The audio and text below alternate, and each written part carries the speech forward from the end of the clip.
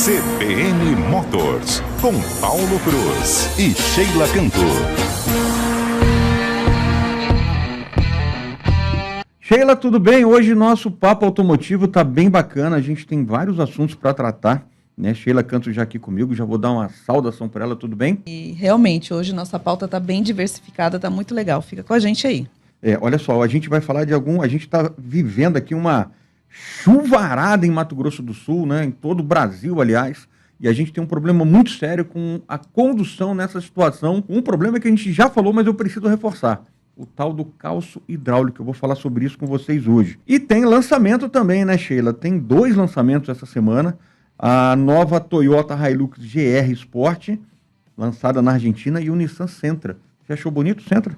Achei bonito, pelo que eu vi, pelas fotos, pelas imagens. Ficou né, bonitão, né? Eu acho que ele deu uma cara... Você olha assim pra ele, parece um carro de nível mais alto, né? Gostei, ficou bem bacana. Sheila, a gente vai falar também de imposto de renda, né? Porque tá na hora já da declaração. E aquelas pessoas que compraram carro e venderam lucrando, né? Prática comum, né? Todo mundo quer vender carro lucrando alguma coisa, né? Mas se você teve um lucro superior a R$35 mil, você vai precisar declarar imposto de renda. E eu vou falar um pouquinho sobre isso com você.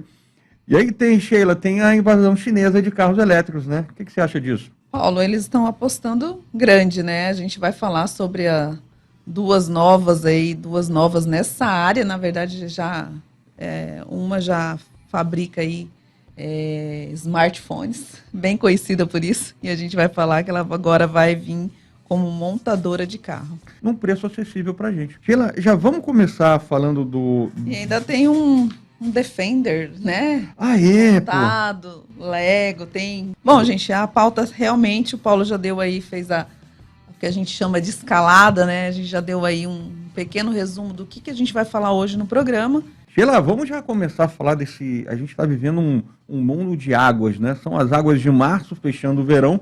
A gente já dizia a célebre música, né? E parece que o março está entrando aí e nada de fechar a água, não, porque está vindo água pra caramba. E é muito importante você que está dirigindo, né? Você que está enfrentando esse aguaceiro. Aqui na nossa cidade, a gente fala com vocês de Campo Grande, Mato Grosso do Sul. A gente tem assistido aí verdadeiros dilúvios caindo, né? Exagero não, mas, gente, está caindo uma água com força, né? E a gente tem visto vários carros boiando aí pelas ruas. Isso é muito grave. E é grave porque você, além de se arriscar, né? Você pode pode cair num buraco, você tá com aquela aguaceira. Você não está vendo nada na sua frente. Você pode vir com um carro, cair num buraco, né? Além de colocar a sua vida em risco, você ainda também pode ter aí um prejuízo gigante, né? E aí eu vou falar um pouquinho do tal do calço hidráulico. Calço hidráulico, você sabe o que é, Sheila, o calço hidráulico? Não sei. Eu vou te explicar. Tá combinado, sabe, ela sabe, mas é combinado para fazer aquele suspense. O que acontece? Vamos imaginar um motor. Vamos imaginar o motor, né? O motor, como é que ele funciona? Ele funciona queimando combustível. A gente coloca o combustível dentro do carro, ele queima, é por isso que sai gases, né? Lá no escapamento.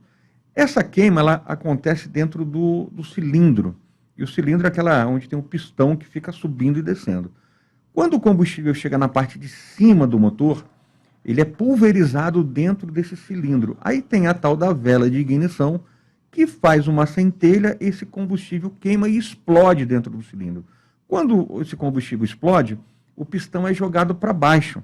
E aí ele gera um movimento através de um eixo, que chama virabrequim, né, que ele vai girando, um pistão está subindo, outro está descendo. Então, geralmente tem 4, aí são os motores. 4 cilindros, 6 cilindros, 8 cilindros, tem até V12, V16, né? Então eles vão ali se movimentando e isso gera, no final das contas, movimento para a roda. O calço hidráulico é quando essa água entra dentro do cilindro.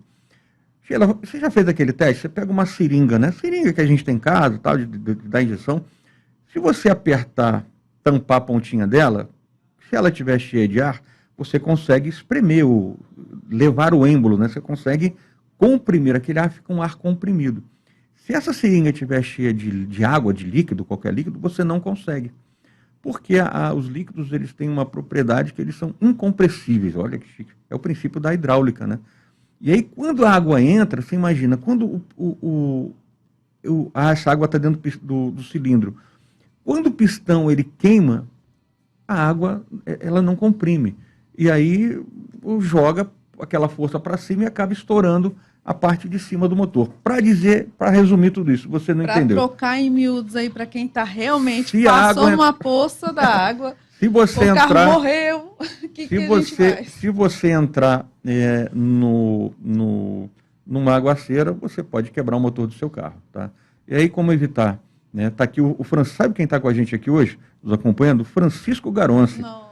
Isso é um privilégio. Ele está perguntando se a gente vai falar do Sentra. Eu vou sim, e eu sei que ele gosta de bons carros. Fica com a gente, viu, Garonci?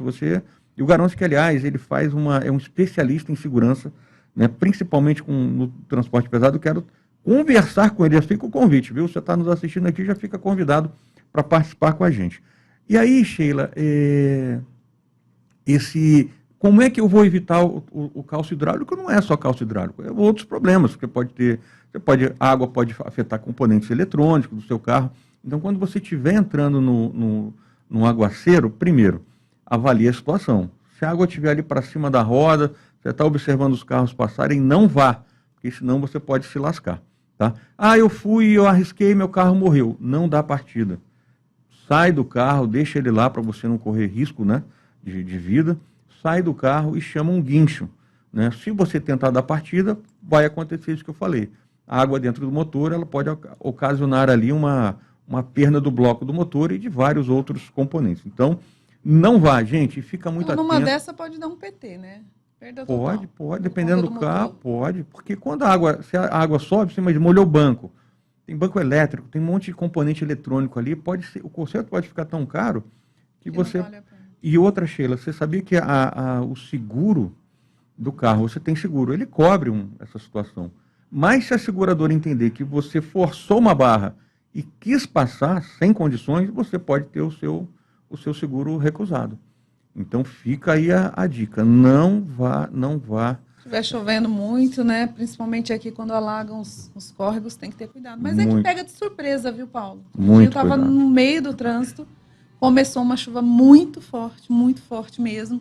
E aí eu fiquei assustada. O que eu pensei? Eu não vou para as vias onde eu sei que dá esse tipo de alagamento, que a gente tem notícia direto. Eu fiquei na via e realmente eu observei aonde a água estava batendo na roda dos carros. Eu lembrei, né, do que a gente sempre fala. Então, assim, são pequenas dicas, né?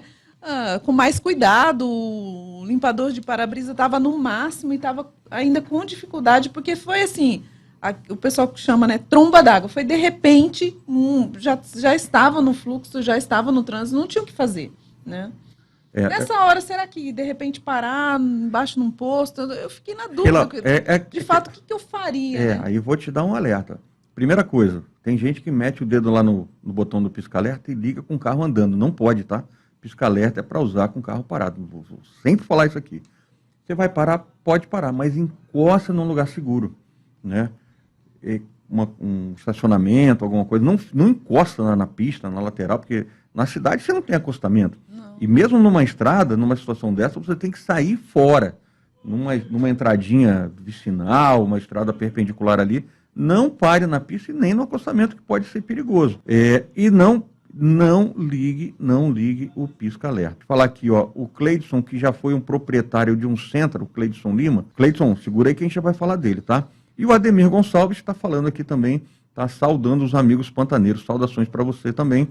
E o Garonci, que eu já falei, um especialista em segurança, ele tem que estar com a gente aqui qualquer hora dessa, viu, Garonci? Já fica o convite, sério mesmo. Bom, Sheila, vamos falar aqui já dos lançamentos? Vamos. Né, que eu acho que isso aí vai interessar muita gente, né? Foi apresentado essa semana um novo modelo da Toyota, lá na Argentina, que é a 4ª geração da picape Hilux, da GR Sport. A Toyota quis dar uma cara mais esportiva para a Hilux. Ela tem realmente um visual bacana, né? Tem uns elementos estéticos.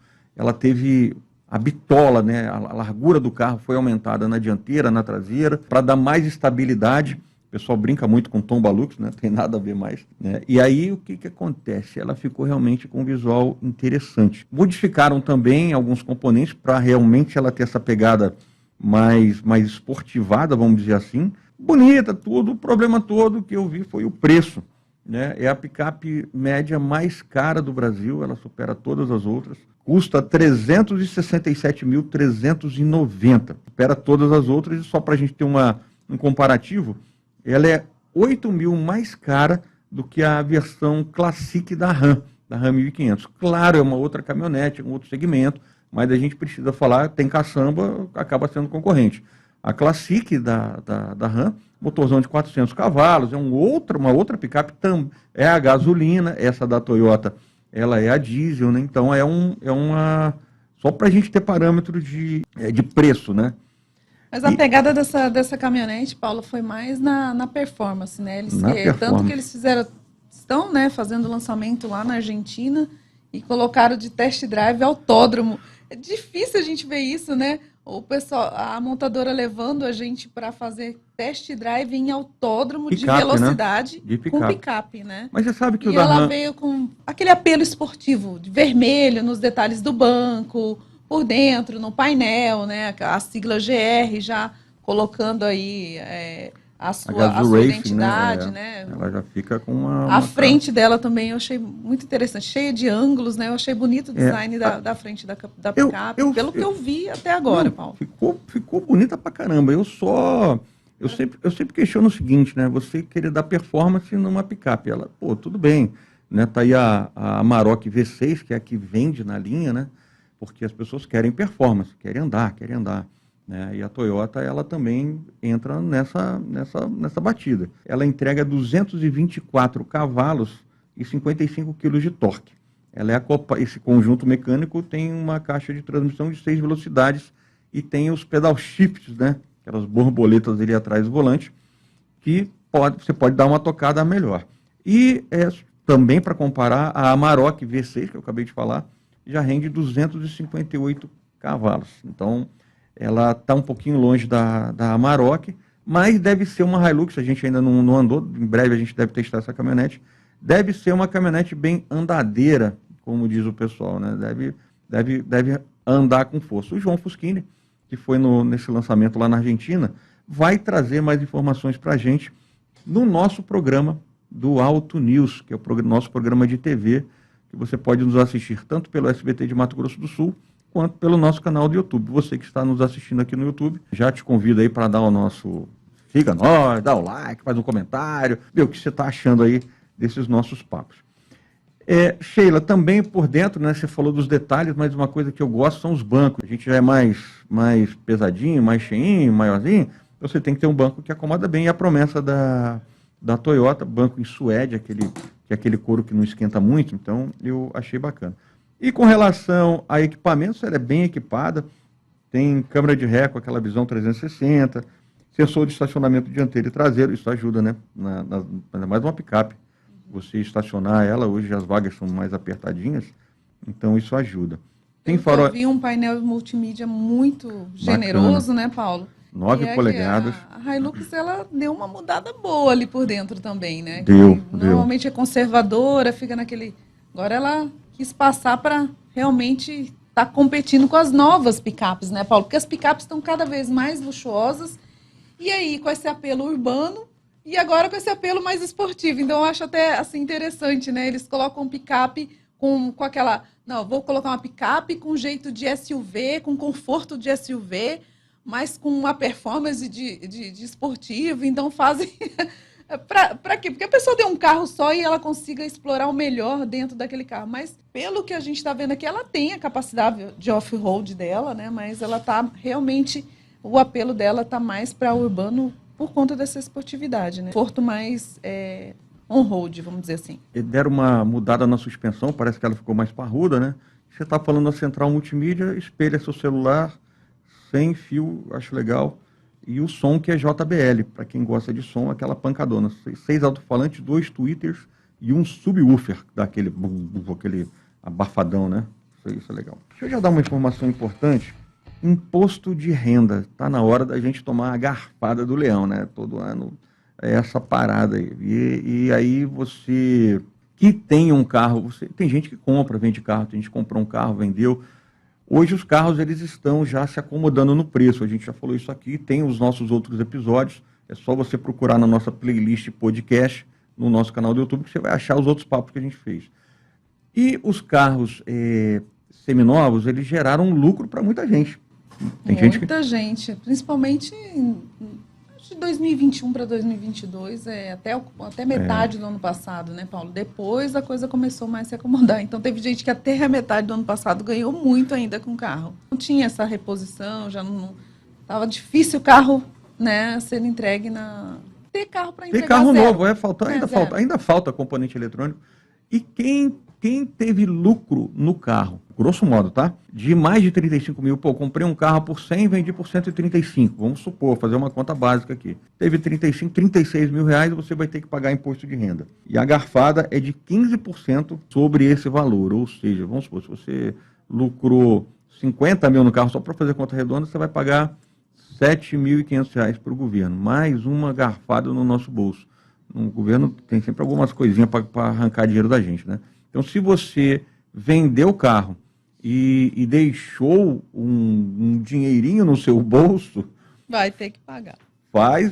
Fala com o seu contador direitinho ali para que você não incorra o risco aí de repente cair numa malha fina. Teve lucro com carro usado, vai ter que...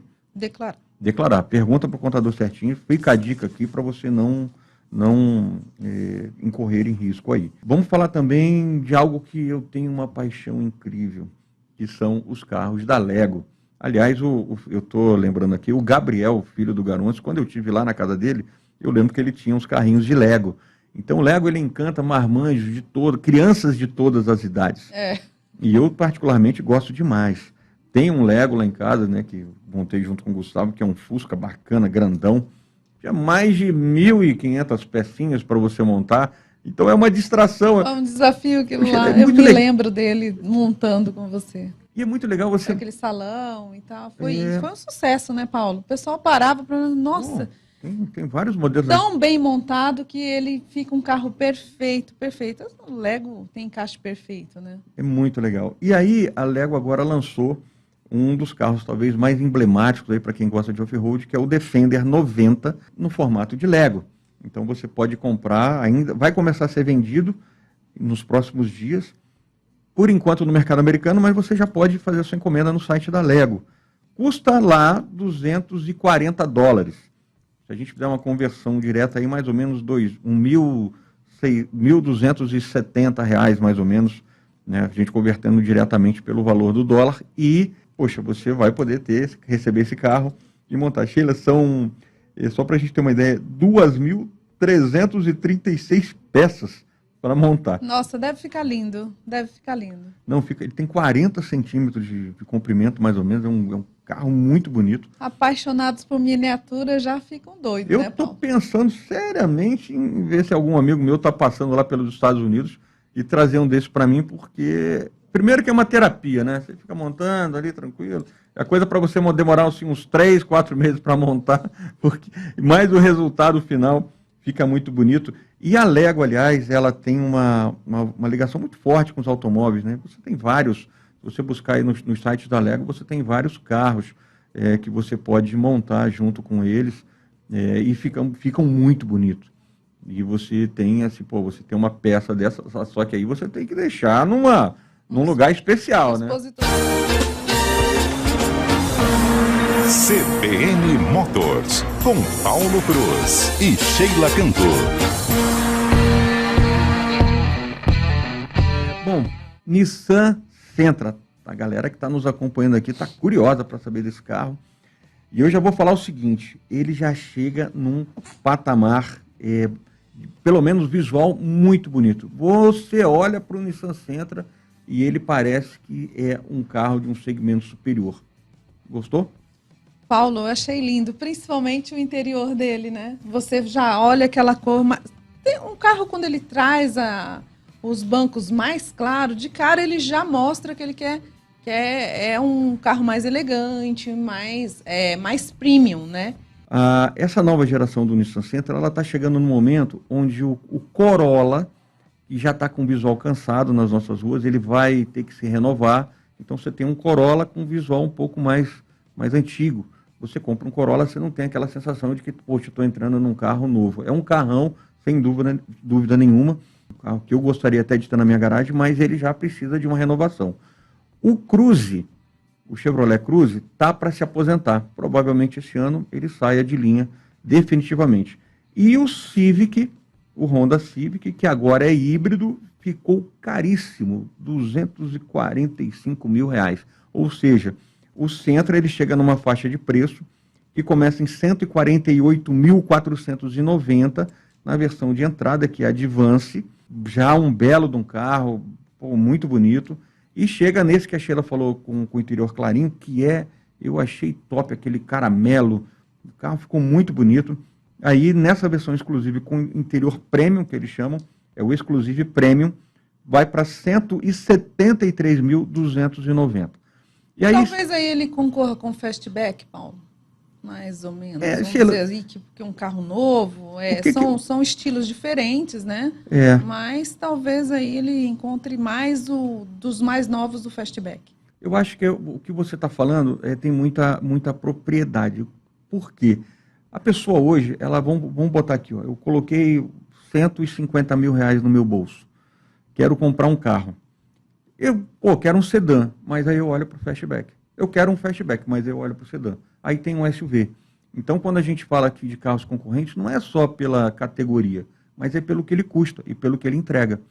O Fastback a gente testou, acabamos de testar um Fastback, carro show, a versão Abarth, né, aquela que tem um motor mais forte, 185 cavalos, ainda vamos falar nele aqui, anda pra caramba, bonito, em porta-mala gigante. Bem legal, mais de 500 litros de capacidade. Então a pessoa bota essa grana no bolso, aí dá uma dúvida, né? E vai realmente de fazer o test drive, né? Tô doida pra fazer o test drive no centro, porque o Fastback a gente já andou, né? O Fastback, assim, o que eu acho legal, a gente falando em porta-mala, é aquela tampona que abre, né? Então você consegue colocar um grande volume de carga e rebater o banco. Aí você pode fazer quase a mudança da sogra, né? Dentro do Fastback. Então fica bonito. O Sentra, voltando para o Sentra, carroceria, que eles chamam de bicolor, né? O teto é de outra cor, é preto. E Sheila, eu achei muito assim, a Nissan, eu acho que ela, uma derrapadinha, são as cores que estão vindo para o Brasil. Ela só traz carro, o Sentra, na cor branca, preta e cinza. Cinza metálico e prata, né? Aquele cinza mais escuro e prata. E a Nissan, eu vi as fotos, quando eles lançaram esse modelo, lá nos Estados Unidos, um azul lindo. E esse carro vai ser top, lindo nessa cor. Só que eu acho que assim, a Nissan foi tão comedida, ela, quais as cores que vendem realmente? Sóbria, né? Trouxe branco, preto e 2 tons de cinza. E vem construído no México. Ele vem do México, assim como vem também o Versa. O Versa. Como o Brasil tem acordo bilateral com o México, ele consegue vir com um preço até bacana. Por isso que ele está chegando nessa versão 148.490. Outra qualidade, motorização. Tem um 2.0 aspirado, não é turbo. E por que eu falo, mas eu quero um motor turbo que anda mais, acelera mais? Legal. A gente eu tenho que trazer um especialista para falar nisso. Motor turbo é igual o Fastback. Roda aro 18, lindo de ver. Na hora de trocar o pneu, você, caraca, esse pneu custa caro. Motor turbo, primeiro dono, segundo dono, legal. Mas no terceiro, se o cara, motor turbo, troca de óleo, vela, cabo de vela, filtro, tem que ser na marca, né? Porque o motor ele é muito exaurido para gerar potência. Então a manutenção tem que ser muito em dia. Se o cara fizer a manutenção legal, show. O motor aspirado, ele tem chance de ter um quarto ou quinto dono, talvez o terceiro dono, com mais saúde, passando menos no mecânico. Esse motor de 151 cavalos, ele tem 20 kg de torque e associado com um câmbio CVT, que aquele tem as trocas bem suaves, que simula 8 velocidades. Aí eu acho que tem uma grande vantagem. Ele anda até bem, só para a gente comparar. O Cruze, motor turbo e tal, faz de 0 a 100 em 9,2 segundos. 9,2. O Sentra faz de 0 a 100 em 9,8. Uma diferença muito pequena. E aí vem a vantagem do câmbio CVT na Nissan, que tem no Versa, que tem no Kicks, que é a economia. Né, Paulo? Realmente. Isso aí, quando a gente vê esses carros da Nissan, né, eu falo assim, puxa, eles têm são carros econômicos, andam bem e têm essa economia. Então, assim, o Versa, eu acho que ele é um carro, é uma compra bem... O Versa, o Sentra. O Versa também. Né, são dois modelos, são dois sedãs, né, da Nissan, que são compras muito racionais. Racionais do ponto de vista de manutenção, do ponto de vista de consumo. E o visual agora está realmente muito bacana. Numa medição assim, né, sem ainda ser a oficial, que o João Fuschini fez, ele foi nesse evento também, a gente acabou não podendo viajar essa semana, cheio de compromissos aqui, a gente teve que ficar em sede, mas o João Fuschini, que é o nosso parceiro do Última Marcha, ele sempre está nos cobrindo nas viagens. E consumo, Sheila, chega a quase 19 quilômetros com litro na estrada.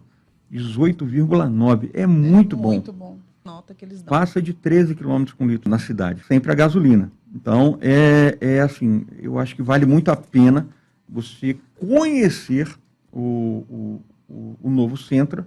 Está chegando nas concessionárias. E eu acho que é um sedã para quem quer entrar nesse mundo de sedãs, como a gente falou. Corolla, que é uma excelente compra, racional, visual já está cansado. Cruze saindo de linha. Aí você tem... Civic híbrido. Civic híbrido, R$245 mil. O Sentra é uma boa opção. Eu acho que se você embarcar nesse Sentra, eu acho que vai estar fazendo um bom negócio e aí vale o que você percebe do carro. Então, espaço também é bom, né, legal.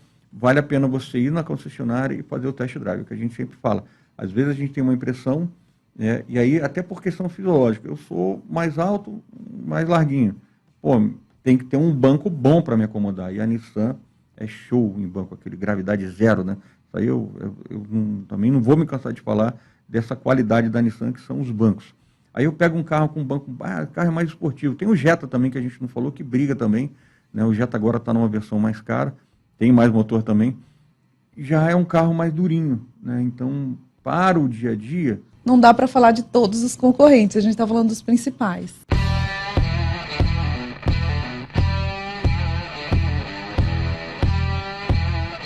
Precisamos também falar de um outro assunto importante nessa nossa conversa de hoje, que são os elétricos que vêm da China. Há pouco tempo a gente falou aqui sobre um elétrico que é um híbrido, mas que tem uma bela capacidade elétrica, que é o GWM Raval H6, que chega na sua versão plug-in com autonomia de quanto, Sheila? 170. 170 quilômetros. Legal. 170 rodando até 130 km por hora. Só no elétrico, né? Só no elétrico. Híbrido de verdade. De verdade, Paulo. Não é aquela questão de... O pessoal fala faísca, né? Faísquinha para ajudar o motor. A faísquinha para ajudar o motor. É um motor legal. E a gente está percebendo, a China está avançando demais na questão dos carros elétricos. E o que é muito interessante, deixa eu fazer um resgate aqui de uns 5 anos, eu estava participando de uma coletiva da Ford, americana, nos Estados Unidos, e um CEO da Ford, ele falou o seguinte, um jornalista dos Estados Unidos, perguntou quem a Ford temia com relação à concorrência. E a resposta dele surpreendeu a todo mundo. Ele falou, olha, eu não... Sinceramente, os concorrentes tradicionais que você está pensando, Chevrolet, Toyota ou qualquer outra grande montadora, esses não me preocupam. Me preocupam marcas como, por exemplo, o Google, que está pensando em fazer carros. E quando esses caras decidirem fazer carros, a gente vai estar enrolado. Eis que, vamos avançar no tempo, o que a gente está assistindo agora. Marcas que não eram do segmento automotivo investindo em automóveis elétricos e de baixo custo. Então, o que eu estava comentando com a Sheila quando a gente estava vindo aqui para gravar esse nosso papo. A gente tem as marcas tradicionais, né, Sheila? Tem Volvo, tem Mercedes, tem Audi, tem BMW, tem Chevrolet. São marcas que fazem carros belíssimos elétricos. Belíssimos e caríssimos, não é isso? São caros para poucos bolsos e poucas garagens. E aí vem a China com seu modo chinês de fazer negócio, de fazer as coisas, e começa a lançar carros de baixo custo. Sempre surpreendendo, né, Paulo? Apple lançou o primeiro smartphone, e aí como popularizar os smartphones? China foi lá e vindo da China, resolveu né? a Porque situação, quando todo mundo tem um smartphone. Quando a Apple tirou as teclas, lembra que a gente usava os mais antigos? Lembra que tinha um monte de Tirar a teclinhas, tecla do telefone. o teclado do telefone, né? E aí a Apple lançou, mas muito caro. Aí o que faz o chinês? Pum, vai lá e lança. E hoje, Com muitas tecnologias. e hoje todos os telefones são smartphones, não tem mais telefone de tecla. Não existe. Não existe, porque a China foi lá e conseguiu popularizar. Da mesma forma, eu acho que é o que vai acontecer com os carros, viu, Sheila? Porque agora você viu, ó, Alibaba. O que é o Alibaba? É um e-commerce, né? Pois É uma plataforma de compra. E a Alibaba já falou que vai investir aí uma grana pesada, mais de, sei lá, de quantos milhões de dólares, para fortalecer os seus carros na China. E ela está lançando um furgão, que aí você pode falar, esse é verdadeiramente um furgão elétrico popular. Custa lá o equivalente a R$ 22.000. Nunca dá para a gente fazer essa conversão, né? Mas se fosse do nosso dinheiro, esse carro, imagina, custava R$ 22.000, um furgãozinho 0 km, elétrico, uma autonomia de até 120 quilômetros, né, para você fazer aquele corre na cidade, né? E é o que eles chamam assim, eles chamam, né, veículo entregas de última milha. O que é entrega de última milha? É aquela que você tem lá um centro de distribuição, vamos usar um outro player de e-commerce, Mercado Livre. O cara carrega o furgãozinho dele e vai fazer as entregas, né? Elétrico. Bacana. E esse furgãozinho é o quê? Tipo aquela Townerzinha antiga? Exatamente. Mais ou menos aquele tamanho? Você agora puxou pela memória, hein? Agora você foi lá no fundo do baú. Exatamente igual aquela Townerzinha, só para a gente ter uma ideia, né? Ele é 10 centímetros menor do que o Fiat Mobi. E também é mais estreito que o Fiat Mobi, só para a gente comparar. Então, ele é pequenininho, ele tem uma capacidade de carregar até 2.300 litros, não quilos. Ele jamais ia conseguir carregar isso tudo de quilo, mas pensando exatamente, né, nesse mercado de entregas. É muito interessante, além de ser extremamente sustentável. Você imagina num grande centro, eu fico imaginando, né? E cada vez mais a gente usa o e-commerce, né, Paulo? Cada vez mais a gente faz compras online e não é só compras de alguns itens, né? Nós mesmos temos experiência de fazer muitas vezes, por conta do tempo mesmo, compra de supermercado, né? E chega lá, e eu acho engraçado que chega lá num táxi, às vezes, eu fico pensando, caramba, e a gente não paga a taxa de entrega, né?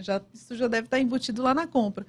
Olha que bacana, você vai no supermercado, por exemplo, um Sam's da vida, você faz a compra lá no supermercado você não tem a sacola, mas quando você faz pela internet, eles te entregam tudo separadinho em sacola de papel, tudo embrulhadinho, tudo certinho. Eu tenho prazer de fazer isso, eu até gosto, sabe? Porque eu não perdi meu tempo, não fui lá e ainda me entrega em casa tudo certinho, separado, tudo embrulhadinho.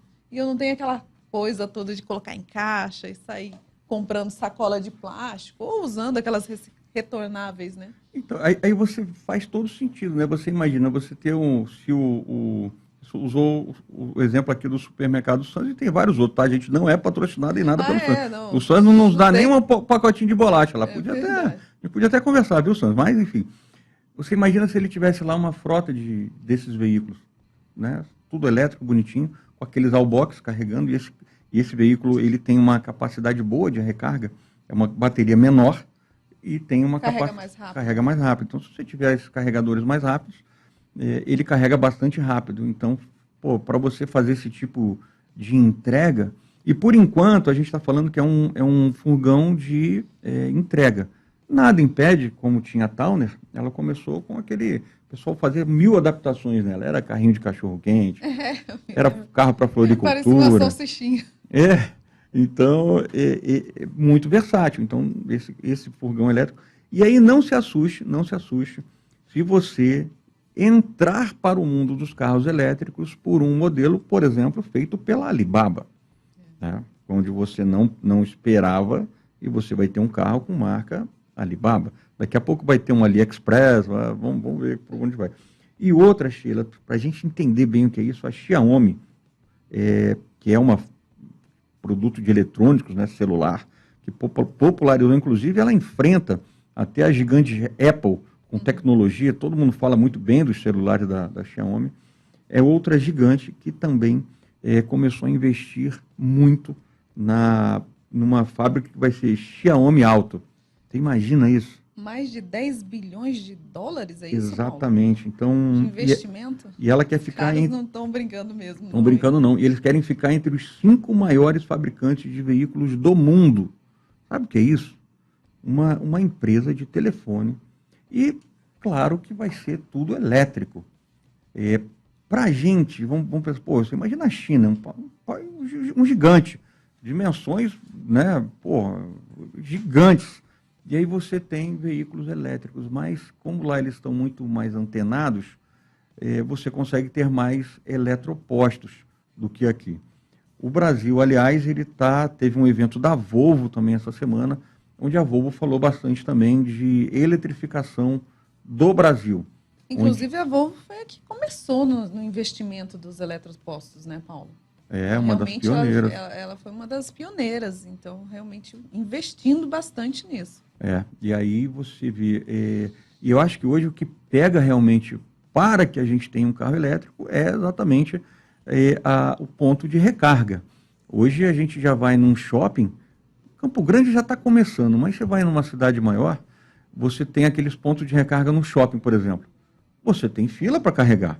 Tem cara que não consegue carregar. Semana passada você contou uma história muito interessante de uma jornalista em São Paulo que saiu para uma viagem para Campinas e quase que não volta, não sei nem se não voltou, porque simplesmente não achou ponto de recarga para fazer. E ela saiu na confiança, né? Pô, estou em São Paulo, beleza. Então a gente ainda está engatinhando muito, aí faz sentido os híbridos, como a gente já falou, mas o que essa afirmação que a gente está fazendo para vocês, eu acho que os carros, você vai entrar no mundo dos elétricos dentro de um carro chinês de baixo custo. Eu acho que esse que é o lance. Vai ser muito bacana. Eu que estou doido para estacionar e os chineses, a gente tem que fazer a seguinte consideração, cada vez melhores. E ponto final. Né? A qualidade, inquestionavelmente, está ficando muito melhor. Eu não sei como vão vir esses populares, né, Paulo, dos chineses, né? Mas eles estão fazendo a lição de casa direitinho, estão fabricando coisa bacaninha, né? Então eu acho que ele vai sim ser... Eles já estão com a tecnologia na mão, né, Paulo? Tem todo o poder de produzir todos os equipamentos, tem os componentes, né? E que realmente aperta aí as outras montadoras. Exatamente. Bom, Sheila, está na hora da gente dizer tchau. E agradecer a quem nos acompanhou aqui, eu tenho o Garonce, o Cleidson, o Ademir, né, a Cassandra, então uma turma legal. Já acabou? O Karim, já acabou, já estamos indo embora já. E aí você pode compartilhar esse nosso conteúdo, você está nos assistindo aqui no YouTube, você pode compartilhar esse conteúdo, você pode, né, comentar, deixa seu comentário. Dúvida, se inscreve no nosso canal. Sugere sobre pauta os carros pra elétricos. Gente. É isso. Obrigado pela sua companhia e até o nosso próximo Auto Newscast, que é o nosso produto do YouTube. Valeu, gente. Obrigado. Até mais.